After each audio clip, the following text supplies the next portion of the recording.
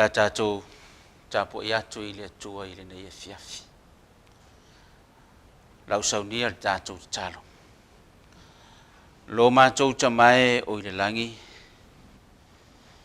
Mātou whaaftai tele lau fio i le nei awanoa ua mātou maua.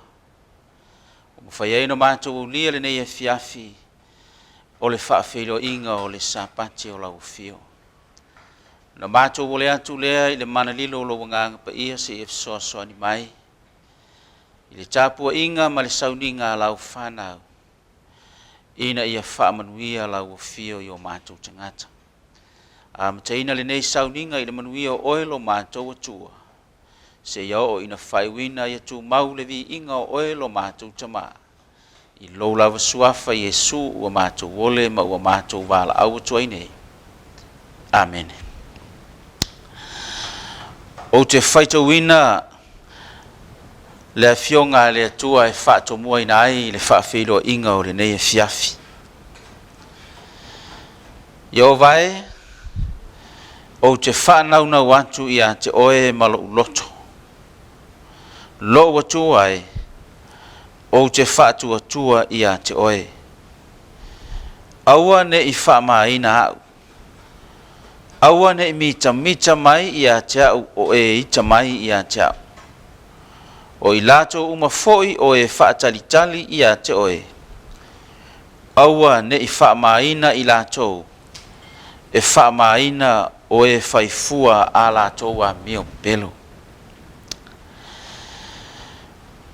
O upu o le fionga le atua o whaima. Upu tomua o le whaafeilo inga i le nei e fiafi.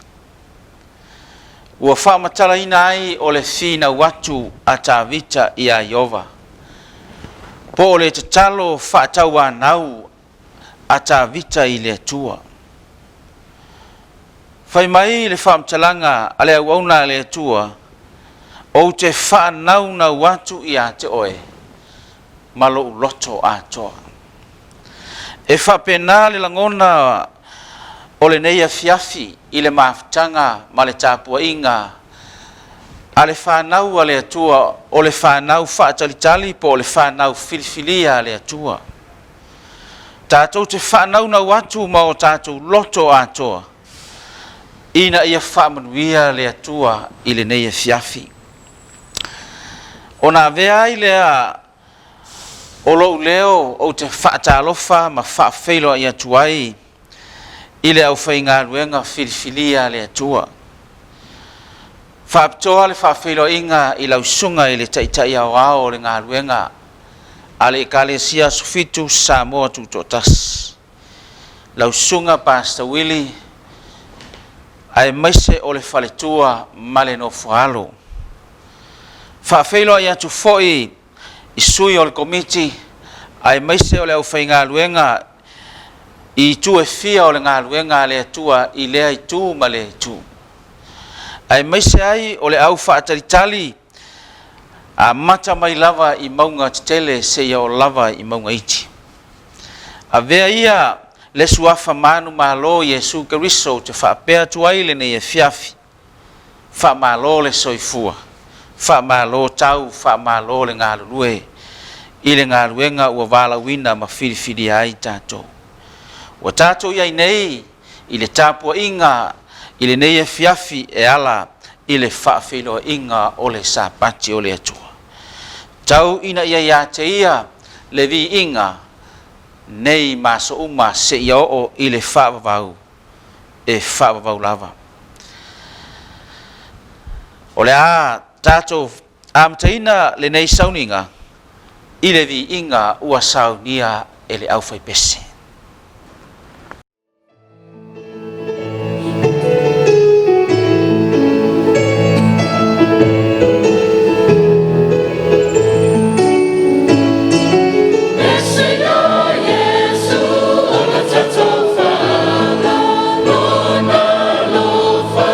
Yeah.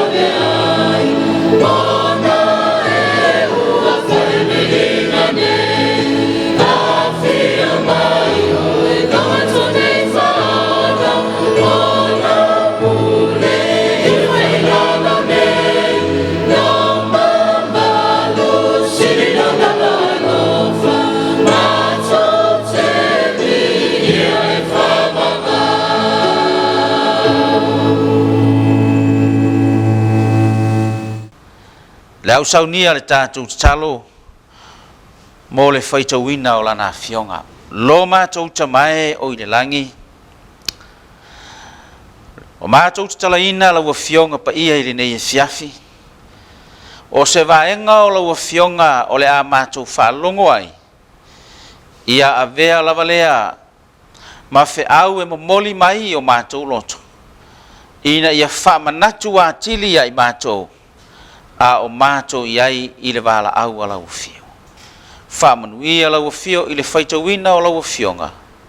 I lo lava suafa Yesu o ole ma o mātou wala au toi nei. Amen. O se tusi ua manatu i le nei e fiafi e taita ina ai la tātou sauninga e ala i le whaafihilo inga o le sapati. O le a maua mai lea i le tusi o tau te nome a lona mta upu e luas fulma le valu. O te whaitauina le whai upu mua e whapea. A whai foi e te matua whalongo i le si ufofonga o Yehova loatua. E ana e whai o ana polo inga umalava o te whai atuai ia te oi lea sonei. O na whaasili-siliina lea o oe e Yehova loatua inu umalava o le lalolangi. Ua manino i lau whaafonga i le nei e fiafi le mau whapei o na whaitauina e whai mamau e taita ina ai la tātou sauninga. O inei ua whaamatala ai e le tuspa ia le fina ngalo o le atua mo ona tangata.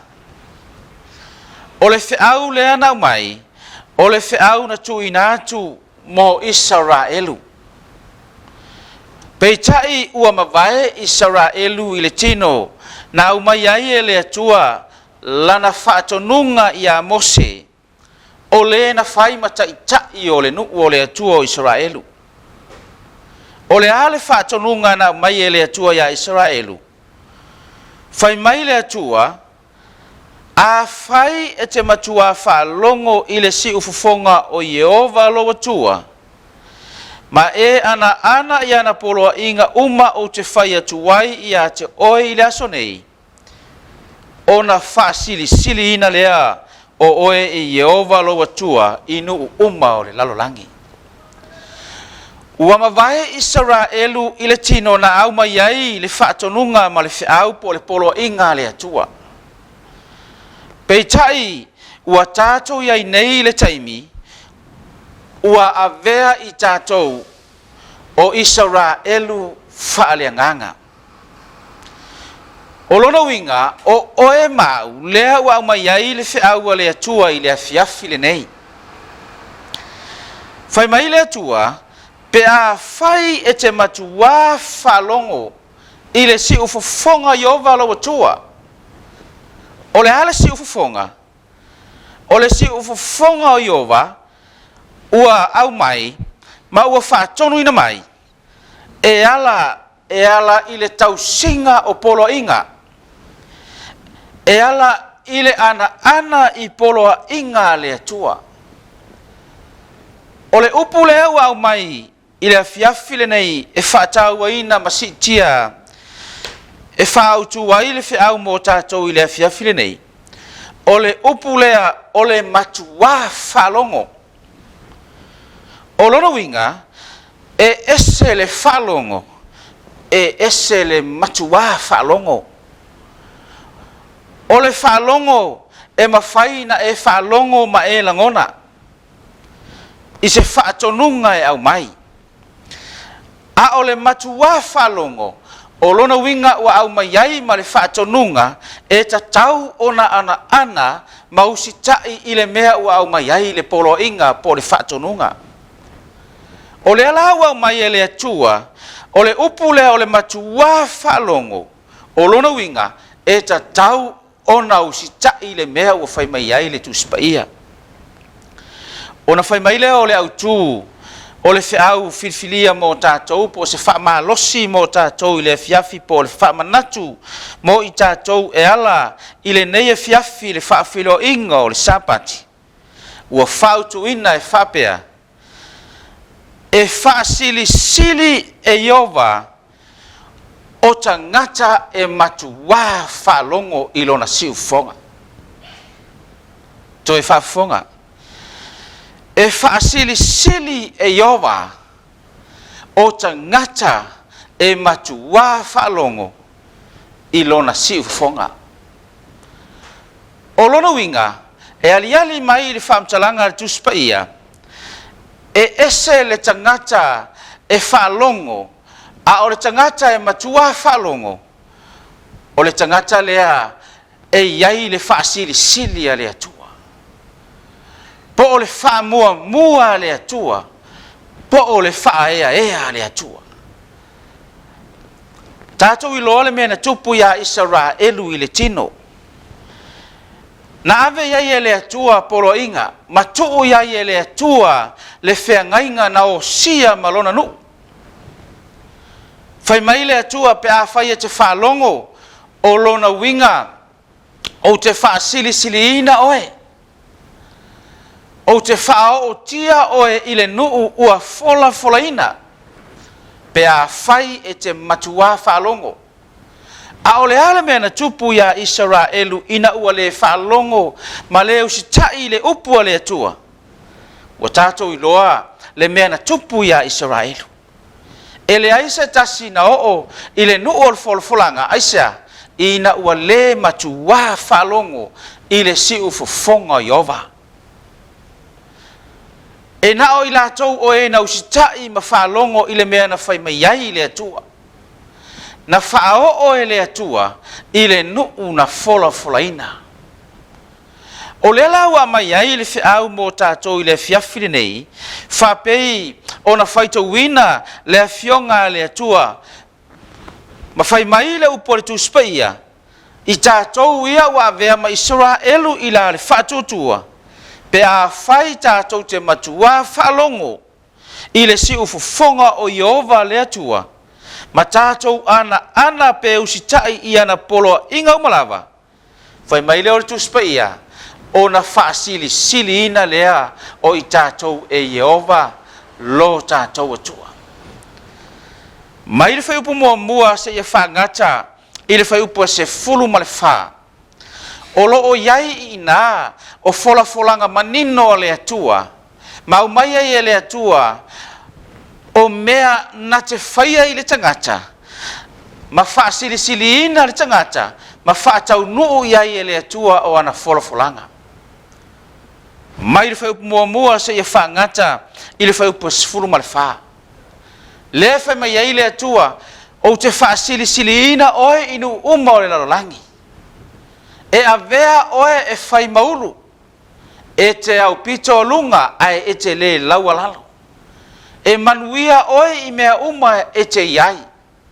O fola-folanga ia le atua, lea u whai mai ai le tūspaia i le fiafiri nei ma le whiau. E whaasili-sili e Iova o e matua whalongo. Le tangata e usitai le upua le atua, ma whaamua le atua, ma whaia le mea e finangalo i ai le atua.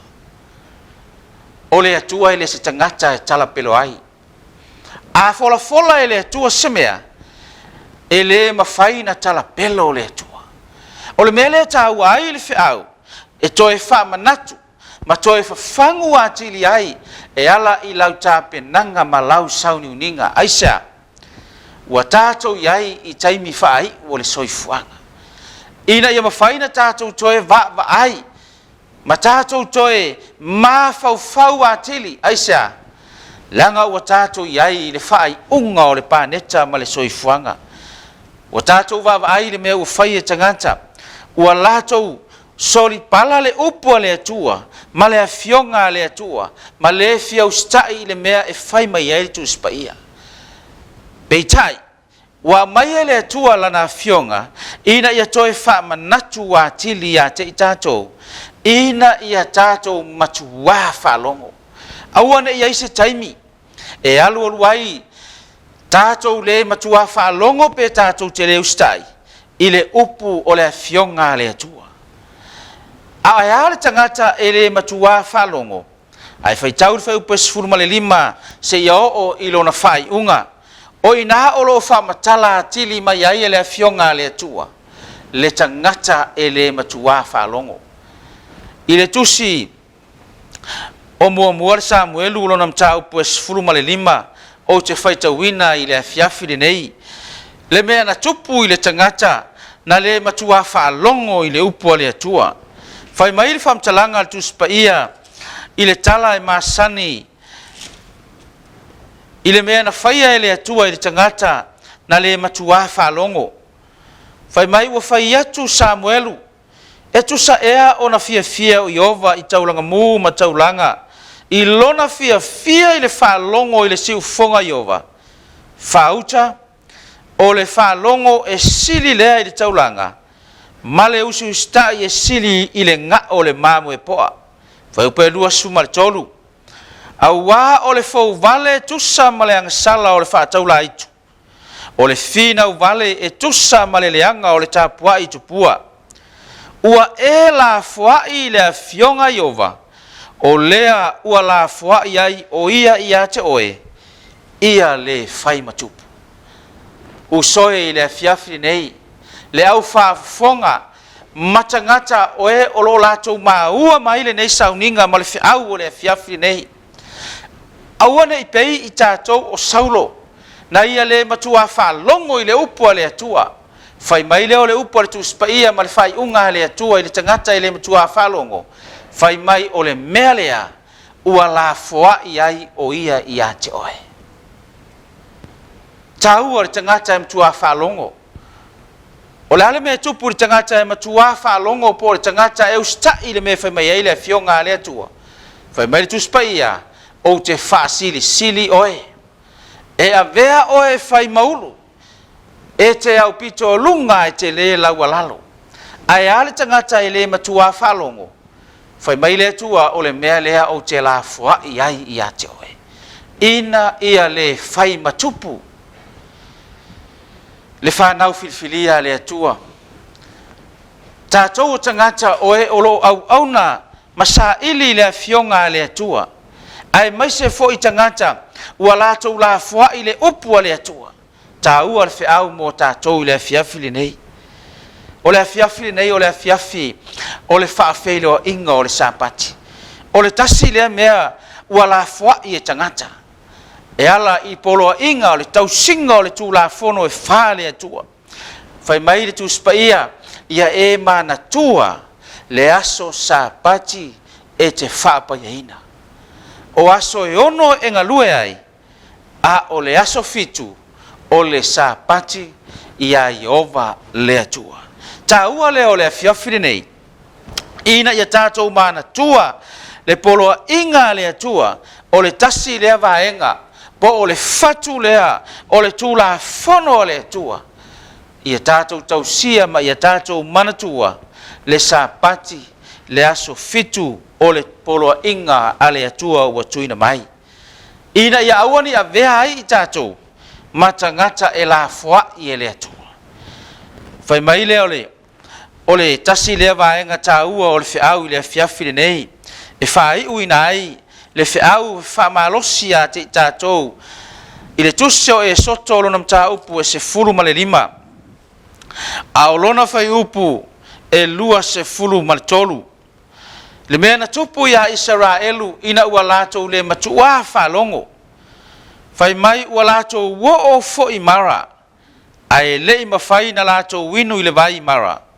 Au wā ua o ona lea mea ua o le mea lea ua i ngoa ai lea mea o mara. Ona mui ai lea o le nuu ia mose o lo fai mai. Se ase mea mātou te inu ai. Ona ia alanga tu lea ia Iova, ona faali mai ai lea o Iova ia te ia o le la au. Wana la foina i le vai, ona ma ngalo ai lea o le vai. Wa ia tu ina atu lea mea o le tu la fono, ma le whamasinonga ia te ilatou. Ua ia tofo fo ia te ilatou, i lea lava mea. Fai mailo le whaupe lua sifun maleono. Ua ia feta lai atu foi, a fai e te matua whalongo i le leo Iova, lobo tua, ma e fai a mi o tonu iauluma, ma e wai mai o talinga i ana polo inga, ma e tausi ana sauninga o malawa, o te le tu ina atu i a te oe o se tasi o ia mea, po o se mai o te tu ina atu i a ikupito, au wā o au o Iova, o le atua na te wha mālolo ina oe. Whafonga tātou iai le fiafiri nei. Whai mai le atua. A whai tātou te matua whalongo i le polo inga Iova.